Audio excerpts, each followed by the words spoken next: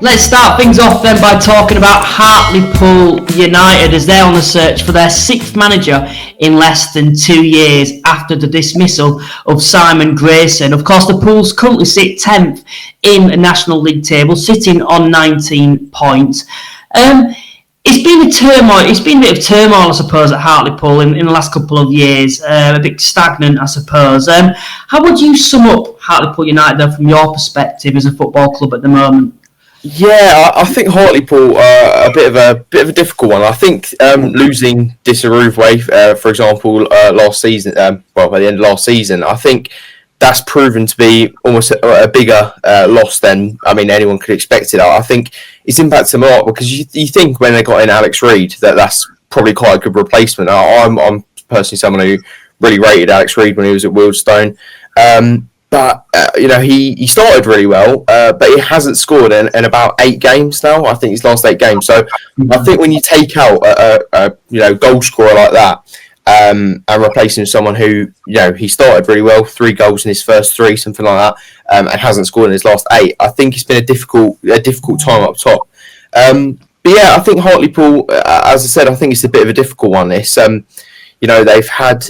They're kind of a club that I feel personally never really reached their potential in places and finishes. I think they've got a lot of potential there, and I think they're a club that really should be battling a lot higher, and they're probably better than where they've been finishing. So yeah, I think I don't think they're really filling their potential. Yeah, I agree. I think as well when you look at the individuals, not just this season that they've had in the past, I've always felt that they've underperformed with the manager. And I suppose within the club, it does feel like, they're lacking a bit of direction. I suppose everything off the field that we need to mention as well with the owner. Not in terms of huge financial issues, in terms of, as we've seen with Southend and Morecambe, but I think the lack of direction from the owner and some of the decisions he's made in terms of, banning sections of supporters from being able to attend fixtures. The likes of Jeff Stelling, who's a huge TV personality and a very likeable character. Obviously there's a bad relationship between him and the owner, which isn't going to make the owner a very popular man himself either. And I suppose in the summer, I thought they actually replaced the players they lost well, but when you think of the players that they lost, Manny Disaruvwe, Gray leaving as well, Mancini also leaving, even Cleary, of course, he's gone on, obviously not returning to the club after his loan spell. It was always going to be difficult to find replacements, even though I actually felt on paper they'd done pretty well. And I suppose bringing in Simon Grayson as well, he's quite a big name himself in this division. It actually started pretty well there, but I suppose I think it's 1 win in 8 or something like that. It's not been the ideal start or the ideal run of games for him, and of course ultimately it's led to him being dismissed of his duties at Hartlepool United. What's your thoughts on that overall, dismissing Simon Grayson? To be honest, I'm somebody as well who thought I was going to be a good appointment. I think with Hartlepool, I think you summed it up pretty well. I think on paper, a lot of their replacements and signings, people they brought in, such as Simon Grayson, I think on paper they're good appointments, good signings. Alex Reid, for example, on paper a really good signing. But I just don't think they've been performing quite as you'd expect. And whether that's to do with the backrooms, obviously the owner, because you mentioned it there about Jeff Stelling, but I don't know if you saw the whole thing about them with the FA Cup, where they basically said that they're kind of through, and they said subject to us beating Gainsborough. The arrogance, I remember that. Yeah, which little things like that just don't. And then Jeff Stelling came out and said, I would have a word with the owner, but he's blocked me or something like that. So clearly behind the scenes, there's definitely some issues going on there. But yeah, I thought Simon Grayson was a good appointment. I thought that was going to work out, and it's it just seems to me like they never really hit what you expect of them. It always seems like something's holding them back, and whether that's the owner or something else. But I think it probably is partly the owner. And as you said, it's not necessarily a financial thing. It maybe is just more of a personality thing potentially. I think as well, you look at Hartlepool in the last 2 seasons, 60 points in both of those years, thinking an 11th place finish and a 12th place finish. I suppose the first season in the National League, I didn't think it was an awful finish for them. A lot of sides seemed to struggle, and I felt like last season potentially that was for them to kick on, and obviously that wasn't the case at all. and then this season it's not been the ideal start, but it just feels like there's a massive lack of stability there. We've mentioned that I think they've had a total of 5 managers in the past 2 years, looking for that 6th now. A lot of interim managers that are not even included in that list as well. I think it would be like 8 different managers if you include those as well. It's been ridiculous and very unsettling, I suppose. The players, we don't know where they're at in terms of the style of football, what's wanted from them. And I've always thought Hartlepool would be quite an ambitious club at this level. And I suppose with some of the recruitment they've done in the past, I would agree that they are. But I suppose it's got to a point now for me, when I'm looking at Hartlepool, where they need to stick with a manager for a full season, as long as it's not a case of actually dropping down. I suppose it feels like there's a lack of a project there. We've seen other clubs, they've got long-term projects where they're sticking with their manager. Of course, we're seeing Altrincham at the moment, and I'm sure we'll come on to in this podcast, not doing very well, but they're stuck loyal to Phil Parkisnon because of what he's previously done, and because there's a project there, isn't there, for Altrincham. Yeah. When you look at Hartlepool, they keep bringing in a new manager every couple of months. There's no stability there, and like I've mentioned, the players don't know where they're at, particularly when you look at the contrast in the type of managers. For example, last season you had Carlsile, a defensive-minded coach that plays quite an industrial style. You then bring in someone like Midweek, who wants to play front-footed, possession-based football. When you've recruited different type of players throughout the season, it's not going to work. And you took someone like Simon Grayson, who is a more defensive-minded coach, out. Now, this next appointment, if it goes down the same route, it's likely they'll bring someone in who's attacking-minded. And does that really suit the dynamics of the squad overall? Yep. Absolutely. And I think, would it be fair to say they're turning into the Watford of National League with all these managers? I'd say probably Nottingham Forest at the moment. But then that's a positive to Hartlepool because of Forest's recent success. So probably Watford's the best one, yeah. Yeah, I agree with you completely. It doesn't seem like there's really projects there, and you've seen clubs maybe not do quite as well as they should have and stick with managers. Not really quite on that level, but I guess you could say about Southend. At times, we've had pretty tough spells. I remember one where it was like 8 games without a win or something. Obviously different for us because we had all the issues behind the scenes with no money, etc. But we stuck loyal to Kevin Mayer, and I think now we're kind of getting near to reaping the rewards from that, because he's built a project, he's got a team that he wants now, and I think there is definitely something to be said about sticking with a manager and giving him chances. And sometimes it can go the other way, and you stick with them too much, and then you kind of get stuck with a manager who maybe isn't playing how you want, and maybe like Sutton, for example, where they're right down there, and then suddenly they had to get rid of the manager they've had for so long.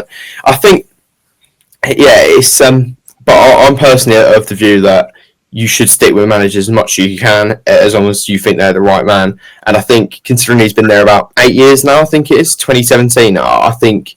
Oh no, sorry, I was talking about Altrincham. My bad. No, but with Hartlepool, I think it's definitely a time of turmoil, and I think what they need is really a manager who they can get behind, and somebody to stick with, and hopefully build a project with. I totally agree with what you said there. I think they need that time for the manager to be able to come in and bring his philosophy across, and it just hasn't been the case in the last couple of seasons for Hartlepool, and it's ultimately stopping them from being able to progress as a football club. Because I look at them and I always think that's a club that should be striving to get back into the Football League, but unfortunately when you've got a bad run of fixtures, the manager's out of the door instantly. I thought, for me, Simon Grayson had a relatively good start to life at Hartlepool. He's had a tough run of fixtures, probably not picked up the amount of results that maybe ideally Hartlepool fans and the board would have wanted, and straight away he's out of the door. For all we know, it could have turned around in the upcoming weeks, and I think for Simon Grayson, I feel very, very hard done by, and I suppose that job at the moment with everything off the field as well, it does feel like it's the type of situation where you're going in with your hands tied behind your back overall when you're looking at Hartlepool at the moment. And for me, I'm looking at who could potentially come in and do a good job there. And of course, there's always names, probably the same names I were linking last time Hartlepool were searching for a manager. But with what's going on at the moment, it's hard to think of them being able to get the best out of this squad, or whether they'd actually want to come to Hartlepool, because they've got this reputation now of not giving the manager chance. And if you're a well-respected manager going into a difficult situation at Hartlepool, you have a bad run of games, you're sacked instantly, then your reputation decreases. And if you are one of these more respectable managers who you'd likely want Hartlepool to bring in, they're not going to want to go to, the pools at the moment in their current situation, because it's going to have a detrimental effect on their reputation. But of course, at the moment, we're looking at Hartlepool. Nicky Featherstone, a Hartlepool legend, of course, still part of the playing squad, managed the side on Saturday in their thrilling draw against Sutton, where they picked up a point on the road, and it certainly was a cracker.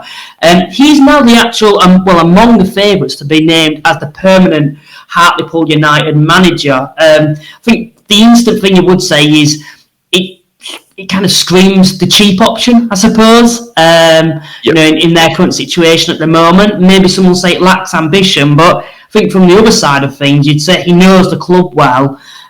He's a legend there. The fans will certainly get behind him. You've mentioned, haven't you, that you feel that they need someone to get behind. Yeah. Would Nicky Featherstone be that man for you?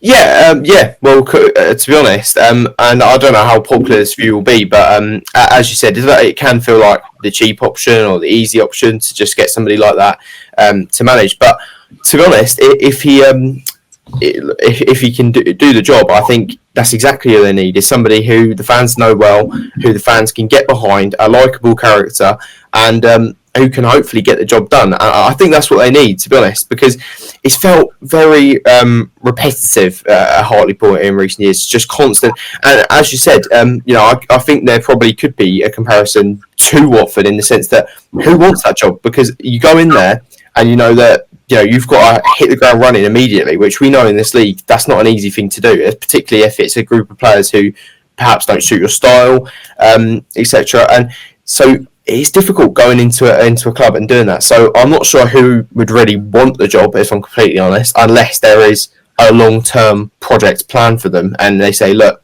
if things are hard for this amount of time, it's fine, we'll give you the time that you need. But yeah, I think a legend of the club is exactly what they need, really. And whether he can actually do the job or not, I think that's another question. But I think as a character and as a name of somebody who they all know very well, I think that's what they need.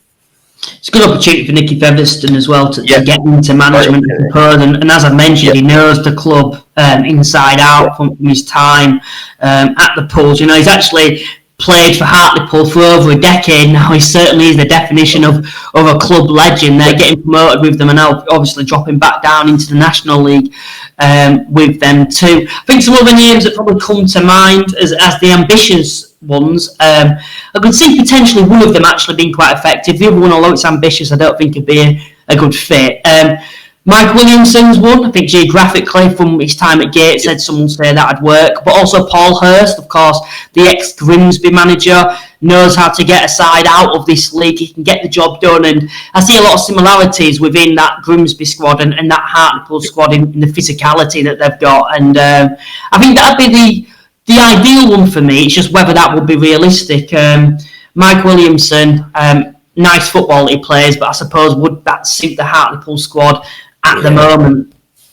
Yeah, it's difficult, but to be honest, you got to look at those two and think again. Would they want the job? Because it's as we mentioned, it's not exactly. It almost feels like you're. I don't want to say jumping on a sinking ship, but it feels like you're going to go there and it's going to be really, really tough at the start, and you've got to make an impact immediately, and it's a lot of pressure on managers. So yeah, whilst I do think those are good options, of course, I think if we're realistic with Hartlepool, maybe what they need at the moment is to get somebody like who we spoke about, Featherstone, to take charge and kind of hopefully steady the ship a bit. Would you give him the whole season then on like an interim basis and see how he does, or? So it's difficult because we're quite early into the season, aren't we? So yeah. I don't know if you could give him until January and kind of assess where it's going, and then with the option to kind of extend it a bit. But yeah, I mean, it depends really from their point of view if they can get somebody else in. If they can get somebody in who's ambitious and they're going to give him a year or two to properly get the players in that he wants and build something there, then I'd probably say that's a better option. But if there's nobody really that wants to come, or it seems like it's the only option, and I don't think there's too much harm in giving him until January, seeing how he does, and then potentially extending it to the end of the season or looking at other options. That's probably what I'd do from there, to be honest. considering the start of the season for Hartlepool and everything surrounding the club at the moment, how would this become a successful season for you, looking at Hartlepool? Well, it's difficult because we spoke about losing Manny Desarouve, and I think if you lose any player of his calibre, any of the clubs really, and particularly a club that don't have too much depth around them, around the starting 11, I think it's difficult. And I think if Alex Reid gets following, then I do think that they could be back in a better position, because I think on his day he is a quality player. I mean, before the start of the season, I probably would have said in and around those playoff spots, maybe not at the higher end, but I would have said probably about 7th is where they should have been aiming. Yeah. But now it's difficult really, because it all depends on the managerial situation for me, and whether they can get in somebody who is more ambitious, or whether they're going to stick with Featherstone. And it will be interesting to see how that develops. It will say a lot about their ambition, and I know I said that they should maybe consider giving him a chance, but it's definitely going to be interesting to see what happens there. I think what would be good for them, to be honest, I think he's getting into that 7th, into that playoff spot, and I think a club like them, probably that's where they should be aiming. And to be honest, before the start of the season, they probably should have been aiming a bit higher. But I think right now a good realistic goal will probably be 7th. But probably still a bit ambitious. But I would say that's probably where they should be aiming. Yeah, and of course the Daily Mail, the Hartlepool Mail, I should say, have reported that Mickey Featherstone is, of course, the favourite to be the next Hartlepool United manager. And you mentioned there about finishing 7th. I don't think it's unrealistic at this point now, considering that the 5 points, away from the playoffs. I'm not necessarily. I think the 7 side's better than them at this current time. I definitely do. But if they can get a good run of form going, I think ambitious-wise, Hartlepool have to be looking at that because of the size of the football club. The attendances they get, and the history that they've got as a football club too.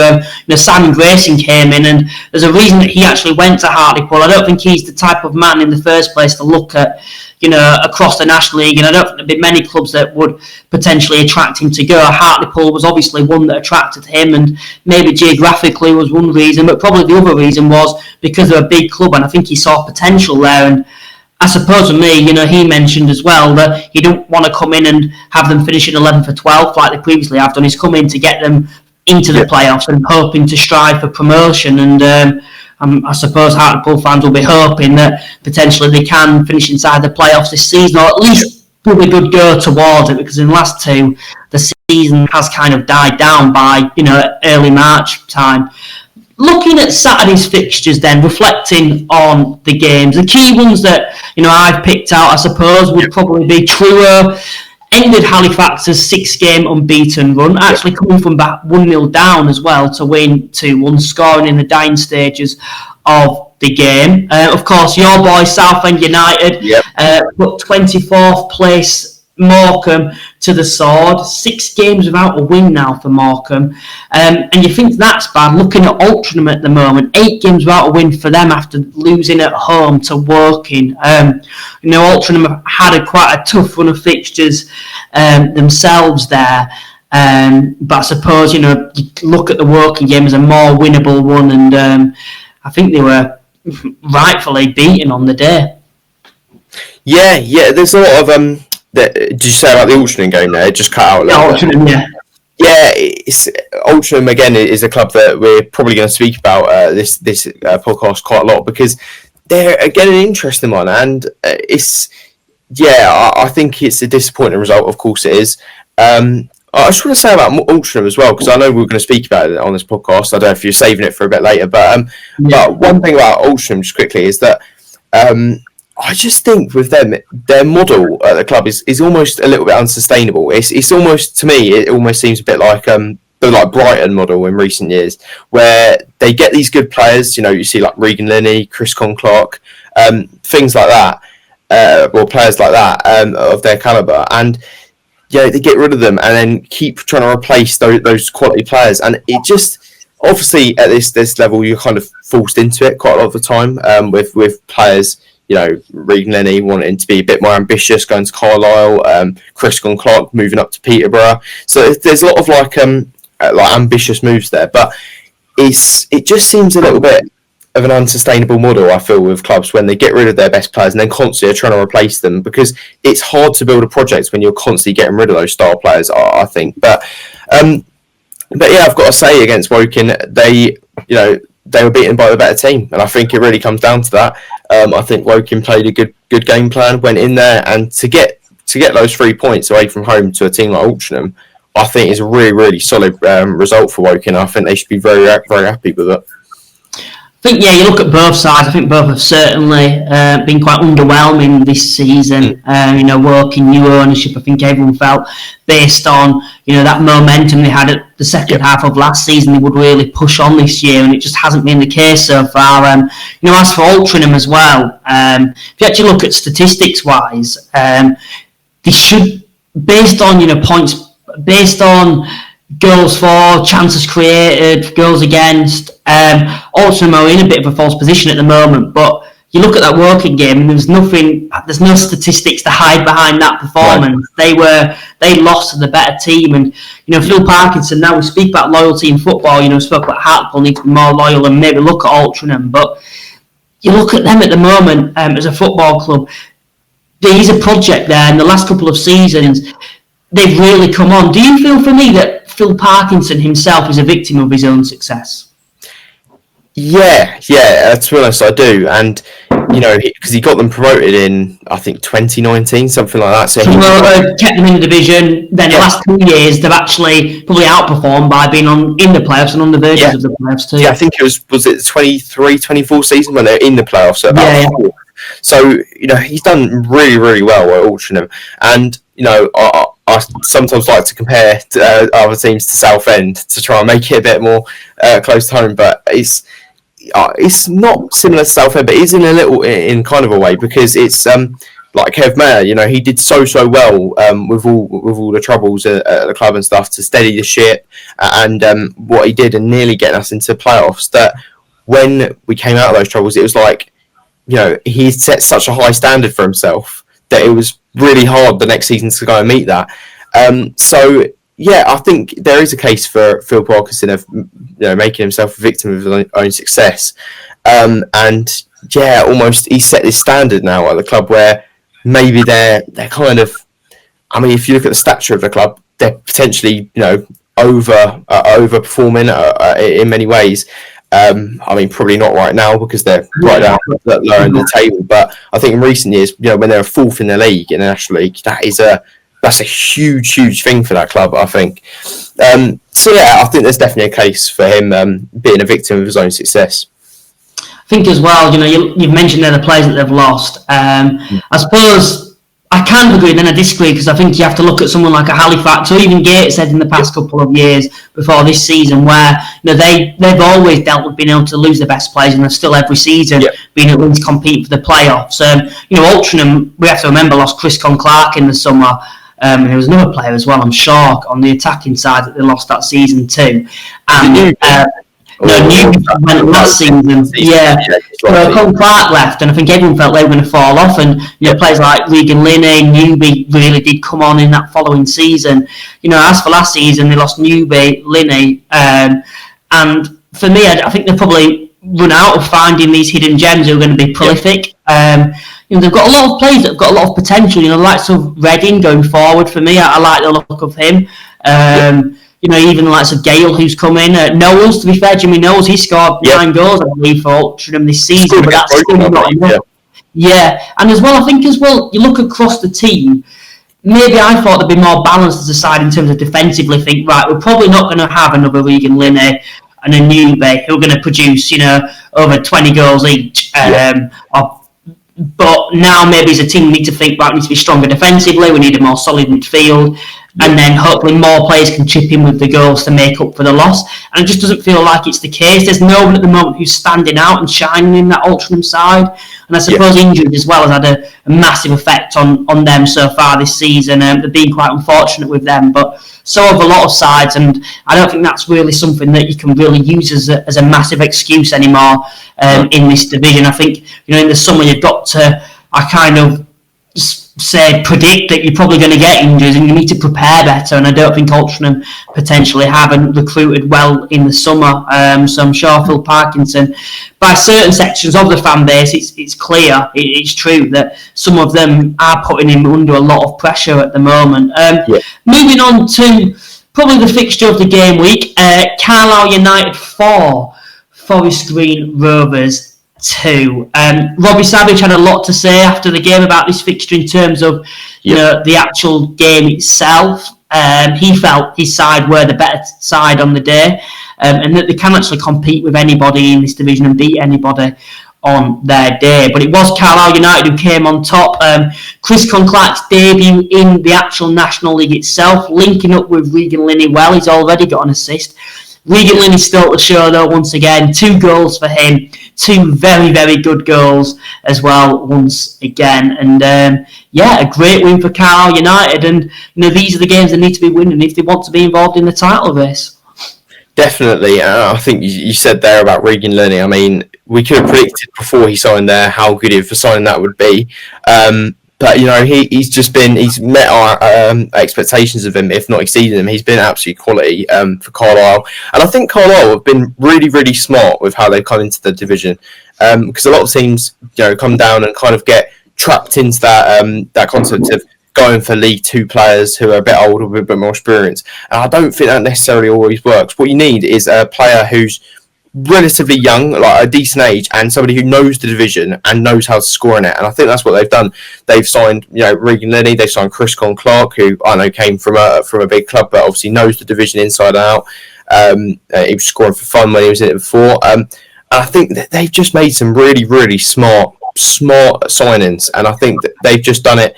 They've come down and done exactly what they needed to, which I think a lot of other clubs haven't, which is, as I said, just getting those players who know this division. You don't need players who know League Two. In my opinion, it doesn't really work pretty much ever, getting players who know League Two. You need players who have the experience in this division to get out of it.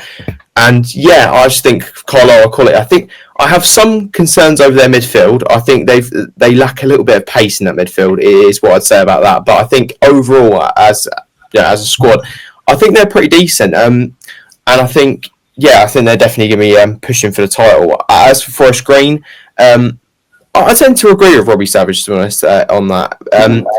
I think on their day they are, a quality side, and one that really can push any team in the division. I do definitely believe that. So, and I think when you have players like Nick Horton, for example, I think he's a quality player, and I think when he gets kicking, it'll be absolute quality for them, because on his day he's a superb player. I think he scored on his debut like a few weeks or months ago. So, I think Forest Green do have what it takes to compete, but at the end of the day, I think Carlisle, in my opinion, Carlisle were better on the day. But it was definitely interesting to see, because Forest Green, they haven't won in 4 games now, I think. So I do have some concerns over them at the moment, because they've just been a bit unable to get the wins. I know they've had some tough games now. I think they've had York, Rochdale and Carlisle in that 4. So it's definitely a tough time for them. But I think, it's a bit worrying not getting any win out of the last 4. I think the concern for Forest Green is York, Rochdale, Carlisle, out of those 3 games specifically, to have only picked up 1 point from a possible of 9 against fellow title contenders. Clearly, I think there has to be concerns there in certain ways that, if you want to win the title, if it is a case of, just want to be in the playoffs or even the top 3, then, 1 point out of 9 against those 3 sides isn't good enough. That's factually correct. And I suppose, for Forest Green now, they'll be looking at the next upcoming fixtures against more of those sides, or in the reverse fixtures, and seeing how they can potentially beat them. I think they were playing a Carlisle side, to be fair, at a bad time. You look at Carlisle themselves. Feeney's just come back into the side defensively. Defensively, they're a lot stronger now than what they were. He's one of the standout centre-halves in this division. Going forward, Chris Clark's just come in to complement Regan Linney. So they weren't as one-dimensional as what they've been in previous weeks. Even in the midfield, Gilead, of course, has recently signed. He's really starting to settle in now at the side, and becoming more settled as a side, I suppose, Carlisle. So I think for Forest Green it was a bad time to play them, and I have mentioned with Carlisle that no, I don't think they're in the title race yet, but now Feeney's back, now they've got Clark back. If they can get a little bit more depth in that midfield, I think they need another big physical presence in the midfield for me, and potentially one or two defenders in case Feeney goes injured again. I genuinely think for me, then Carlisle have more than what it takes to go on and win this title. But, as we've seen, there's a lot of sides at the moment. Rochdale themselves, 3-0 against Yeovil. I thought that was a bit of a potential banana skin, and they bruised past them. And, they're winning the games against the top sides at the moment in the league. They beat Forest Green away from home. They beat Carlisle United. They've beaten Boreham Bwood on the opening day. That's at the moment. That's the sign of a side that's going to go on to win the league. Whereas you look at Carlisle and Forest Green, they're slipping up against sides around them at the moment, and that's something certainly that they're going to be wanting to change in the future. But we're going to take a bit of a break now, and after the break, we're going to come back and look towards the midweek fixtures in the National League. We're also going to be looking at the most valuable National League players according to Transfer Market. Of course, some statistics came out last week about, and we're actually our opinions on who we feel should be the most valuable players in the National League too. We'll show you how to get 51% off the RRP of the Sum Up Air. With no contracts or monthly fees and a low 1.69% per transaction, this handy device makes it easy to accept all card payments. Simply visit www.sumup.co.uk/cards accepted and click Order Now. Link also in description. Free shipping and 30-day money-back guarantee.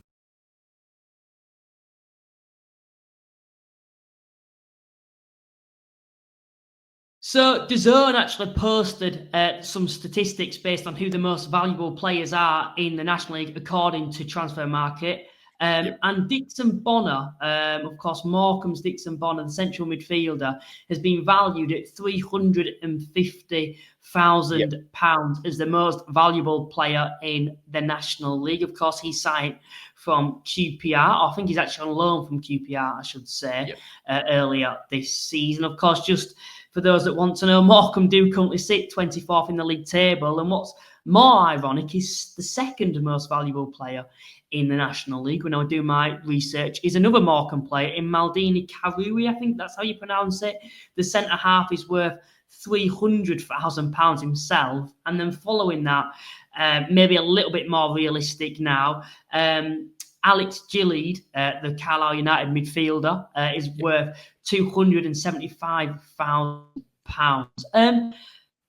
I suppose there were a lot of criticism online for that, and asking who's actually valuing these players. Do they know much about the National League? I suppose the only thing I can think of is that, for example, Dixon Bonner is a young player. He's got championship experience in the past.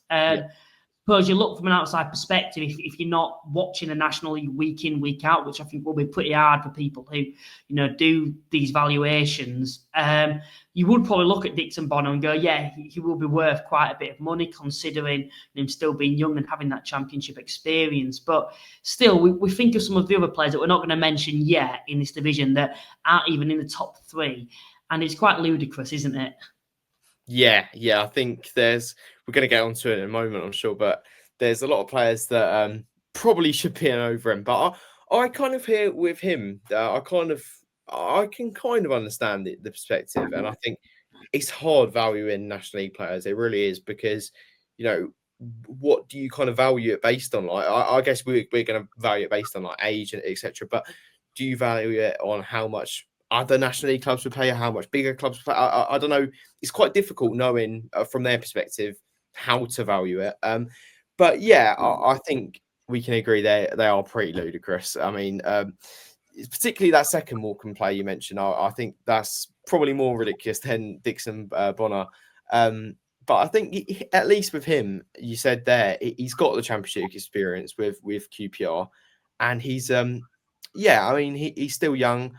But yeah, we're going to get onto it, I'm sure. But we've got some better names, I think. Well, when I looked at it, I wanted to do a bit more research. I dived a little bit deeper into players, who are valued very highly in the National League according to Transfer Market, and I actually searched what they actually base it on. And according to Transfer Market, they base it on the age of the players, the potential, and the ability, and who they've previously played for as well, and the levels that they've played for. Now, this is where for Dixon Bonnet himself, he's a young player. He's come through Liverpool's academy. He's played in the Championship. That's probably why he's valued quite highly. But based on his performances within the National League this season, that isn't a very fair representation, I suppose, of what it should be valued at based on this season specifically. And I suppose his ability as well overall, when you consider what we've seen of him compared to other National League players too. Of course, we look at the second and third, even those two, even the Carlisle player himself, it just seems like the trend is they've played at a lot higher level. And, Gilly's got a lot of experience in the Football League. That's why they're valued so highly, rather than what they've actually done in the National League. But anyway, taking into account, of course, the age, the potential of the players we feel they've got, and the actual ability overall, we're going to try pick our top three each that we're going to choose. The names that I'm kind of looking at, the ones that stand out, obviously, you've got the three strikers that are prolific, Pierce, Desirue, Linney. You consider the age, though, Desirue 30, Pierce 30. Is there much for them to grow now? Linney's 28 himself, so he's not getting any younger. You then look at other players around the division defensively as well, as a few I'm going to mention too that stand out to me. I'm going to ask you first. Who would your top three be? Who are the names for you? I'm glad you've asked me first, because I think you probably would have taken some of mine. I think the first, kind of obvious one for me is probably Chris Clark. I think he's only 23. We said about having experience with bigger clubs in higher divisions. Obviously, he is a Peterborough player. In this division, he's really proved himself. And he's obviously gone on to play for Peterborough, come back. So I think he's probably one of the more obvious ones for me. I think Fagan Walcott probably as well is pretty young. I don't know exactly how young he is, but I believe pretty young. And obviously good player who's had experience. I believe played for Cardiff before. So again, if we base it off of that, he's probably a good shout. I guess. So I don't know whether to put this one in because firstly it's a bit biased, and secondly he doesn't quite fit the young category necessarily. But he's 28, so it's not too old. But I would honestly say Harry Taylor is who I'm going to go for. Oh, I thought you were going to go with Scott Morris. I knew you think that. He's 28 as well, isn't he, Gus Scott Morris as well? That's why I was thinking that, No, I mean, you could make a case for Gus, but I think what holds him back in a way, and I don't think it's nothing against him. He's a quality player, but I think overall, defensively, he's not actually that good of a player. I think he'd work much better as a winger. He's not... Defensively, he's not very strong, if I'm completely honest. So I think if you're looking at that from a bigger club's perspective or any other club's perspective, you're thinking if you're going to pay a massive price, you kind of want him to be the full package and want him to be able to defend. So that's why I wouldn't put him in. But I would say Harry Taylor, to be honest. And anybody who watches him, can call me biased, but if you really watch him, I honestly think he's one of the best defenders in the division. I think he's one of I think for me, he's the most consistent Southend player I've ever seen. Constant 7, 8 out of 10 performances. So I would maybe make a case for him because I could easily see him going for a few 100,000 from a big league club, genuinely, because I think he's at a League One standard, which people can argue with that all they want, but that's my view. And I think a lot of Southend fans probably agree with that. I've got one more name in mind who is probably the most rogue out of these, but I think... Don't nick mine. No, I don't think you'll say this one. I'll be pretty shocked if you do. But I am actually going to go with, and we said about a player who's played at a bigger club, and some people watching this podcast might not have even heard this one, but Finn Herrick from Boreham Wood, and this is a rogue one because he's on loan from West Ham. But he's only 19 years old. Last season, he won the Golden Glove in the PL2, which is like the under-21s Premier League for West Ham, which is an amazing achievement, really, considering they weren't really even challenging those top spots in that PL2 as well. And he's come into Boreham Wood. I believe he's played 9 games. I think he's got 6 clean sheets. He's only conceded about 3 goals. So I think maybe not right now, but I think if you give him a few months, I think he'd be right up there. And the fact he's only 19 as a goalkeeper as well doing this, I think definitely you can make a case for him. So that's my rogue shout to make it a bit fun. But yeah, I'd go with Finn Herrick personally as one of my 3. What are you going to go with, Luke? Tell you, I'm going to actually go for. No, I'm actually going to go for him. But on the topic of goalkeepers, young goalkeepers up and coming, Oliver Watmuth of Rochdale, he's been excellent this season for them, passing out from the back. Of course, he's on loan from Manchester City. I'd expect him to be valued very, very highly in the future. And he's one who's probably got some of the highest potential within the National League itself. My 3, though, are actually a bit boring, if I'm being honest, though, when I look at it. But I just think, based on it, I think this is fair. Probably 3rd place, I'd have Regan Linney. I know he's 28 years of age, but he's been so pivotal to Carlisle United. I still think you take him out of Carlisle United, Carlisle would be nowhere near the position that they're currently at the moment. And I don't think there's any team in this league that would say no to Regan Linney who he wouldn't shine for. And that's saying a lot. I think any team would happily take him. That includes, York, who are flooded in that position. I think, honestly, he's the best striker, all-rounded best striker in the division from what he does. Although he doesn't even technically play as a striker, he's more on the left. But you get what I mean. He's known to be this goal scorer. So for me, I think it's silly not to, considering his track record as well with Altrincham as well, and how pivotal he's been this season. So Regan Linney I'd have there. Sam Beckwith of Rochdale, the centre-back, I'd probably say the best centre-back in the National League, still only 23 years of age. He's someone, I think, was it last season or the season before? I think I did a video on players with the highest potential within the National League. And I think I said he's the one who I could see going to the very top in the future. And I still think he has that potential to, if that's with Rochdale or if he gets a move at some point. But, he's a brilliant centre-back. It's good with his feet as well, and capable of playing at a higher level. And, still only 23 years of age as well. So there's a lot of potential for him to grow there. The boring one, and this is the one that we have both agreed on, is Chris Conclark. I think he ticks all the boxes. He's still very young. He's still only, I believe, 23 years of age. He had the most combined goals and assists in the National League when he was with Altrincham last time in this division. Went to Peterborough. Didn't particularly fit into Peterborough's system, but still played a handful of games for them and scored 1 or 2 goals last season too. And like I said, he's back at Carlisle United now. There's a reason that no National League club ultimately signed him, and that's because they probably couldn't afford to buy him outright straight away, and Peterborough weren't willing to sell him. That's why he's come on loan, because they still feel there's potential for them to make a profit on him there. So I think I'd be silly not to put him in. But there's loads of players across the division. You look at Carl McAllister of Forest Green as well. I'd say Boyce for me is probably the one at Southend that I'd stand out at fullback position. Scott High is at Solihull Moors now. He's back in this division. He's got a good reputation coming on loan from Barnet too. And there's loads more names if we properly sat down and thought about it. But, my 3 are as followed: Regan Linney, Sam Beckwith and Chris Conclark. So 2 Carlisle United players in there. And believe, what were yours again, sorry?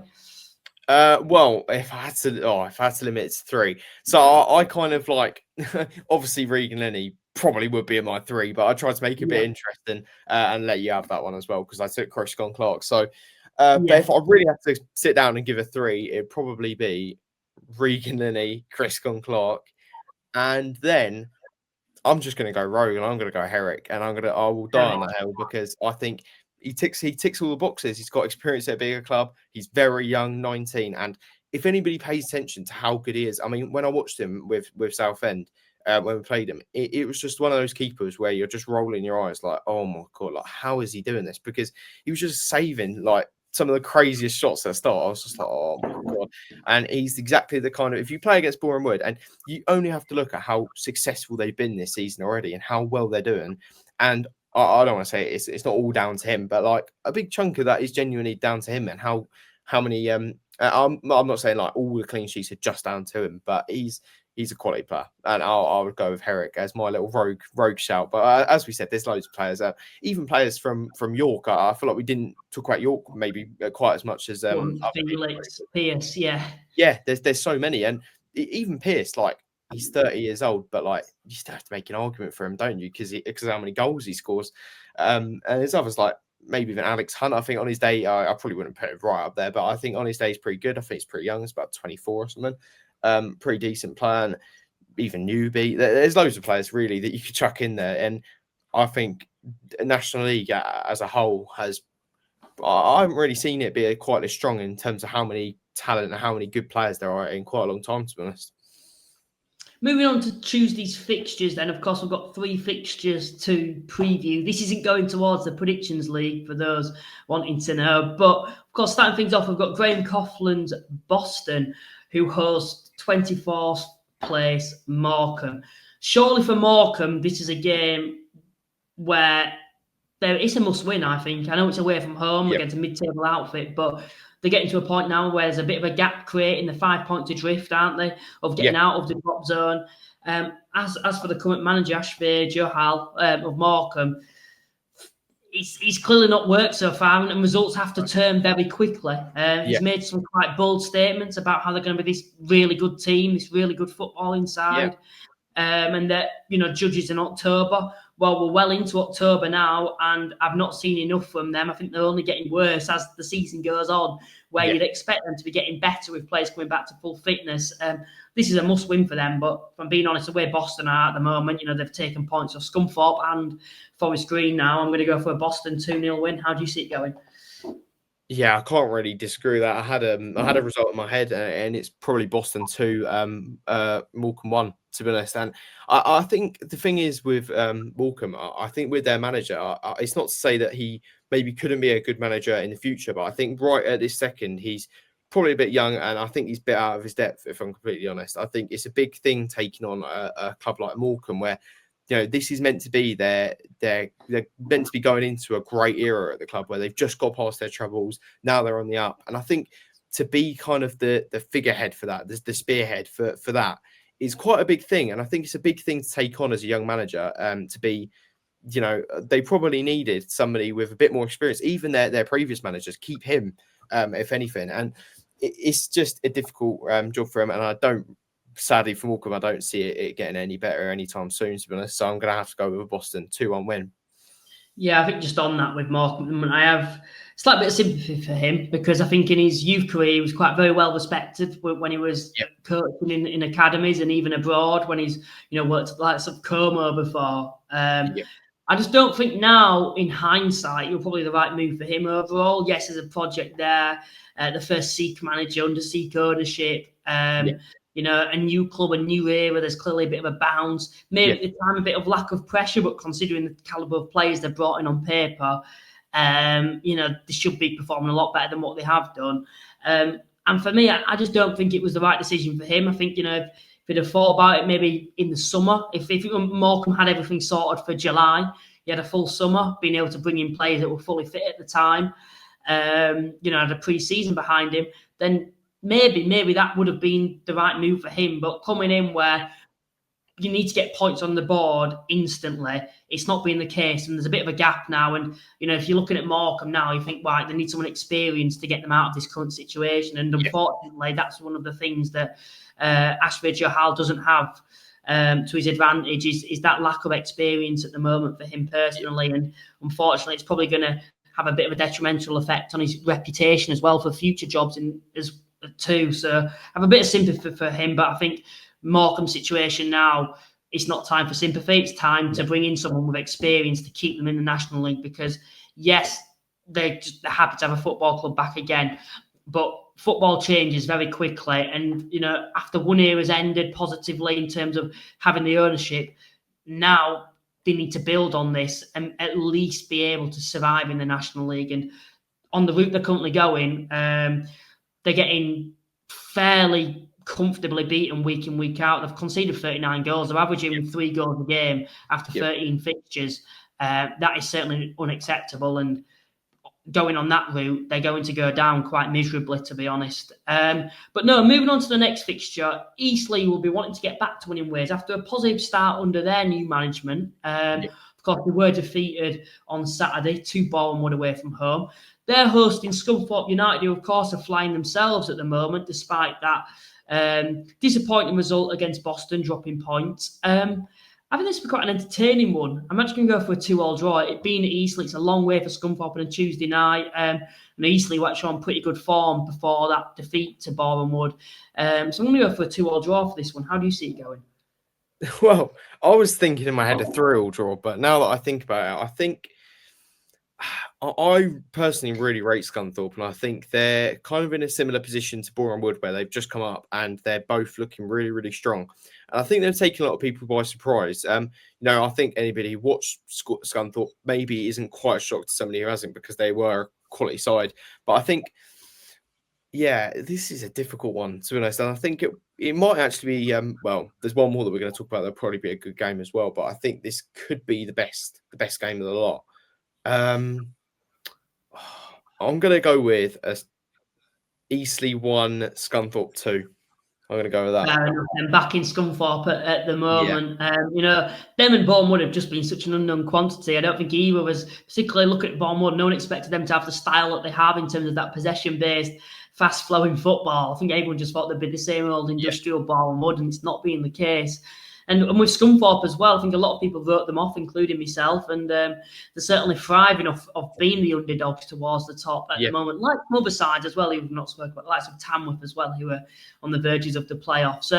But moving on to the final fixture, York City versus Boreham Wood. Boreham Wood can actually go top of the National League with Rochdale and sides around them not playing on Tuesday night. If they go to York away from home, and it's a big if, and take all 3 points there, can they join Scunthorpe and Solihull Moors in going to York City and winning there?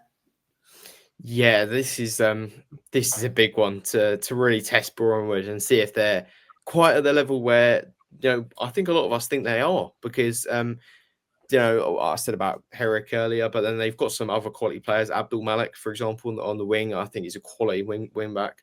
I think Zach Brunt as well, somebody who I know as a Southend fan, really, really good player. Matt Rush, another player I know as a Southend fan. John Benton, another player I know as a Southend fan. They've got too many ex-Southend players there, but they've got a really, really good team. And then you look at York, and they've also got some quality players. This is a really, really tough one. So as much as I back Boreham Wood, I think their quality, I think, is a big ask to go there on a Tuesday night and go to their stadium and get a win. So I'm gonna go with a 2-0 York win, but I wouldn't be surprised if it goes the other way, to be honest, because I think that's just what I'm going with my head there. It's an extremely tough one to call, because I feel Boreham Wood specifically are going under the radar a lot this season. A lot of people think Boreham Wood are going to fall away. I don't think they will, because I think they've, across the pitch, they're so well balanced. They've got so much quality.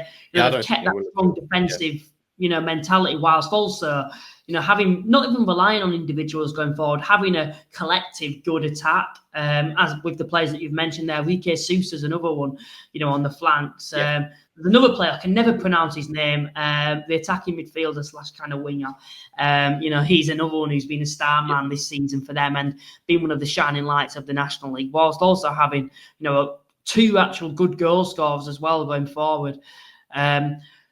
So it's a really hard one to call, because I don't want to be naive like I may have been with the Scunthorpe York game, where I just thought, well, York are at home Tuesday night, got to back York. But then again, York at home, after getting a win at the weekend against Wealdstone, they breezed past them. It feels like maybe they can start to get a bit of momentum now and hit a run together to get them competing, with Carlisle, Forest Green, which they haven't done this season so far, and Rochdale themselves. So I'm actually going to go for York win. I'm going to go for a 2-1 York win. But this is a very hard one to call. It's the hardest prediction so far for me. The other 2 I were quite set on, where this one, I suppose probably that home form is why I'm kind of swaying towards York City overall. But no, that wraps up the predictions, and it does kind of wrap up the podcast. Finn, thank you very much for joining me once again. It's been good to have you on. Perfect. Thank you very much for having me, Luke. Yeah, thank you very much. It's nice to do something like this because I'm used to just doing Southend, really. So it's nice to do a bit of the whole of National League as well, maybe researching things that otherwise I wouldn't really research. So yeah, it's always a good laugh. Yeah, it certainly is. And if you'd like to become a channel member, anyone, it is just £3.99 a month. You'll get early access to interviews that we do and podcasts too, and you can use your club emoji in the live chat and comment section too if you'd like to do that. Also, please remember to like and subscribe and check out our sponsors, Cards Accepted. That's it from me and Finn, and we will see you next time. Bye.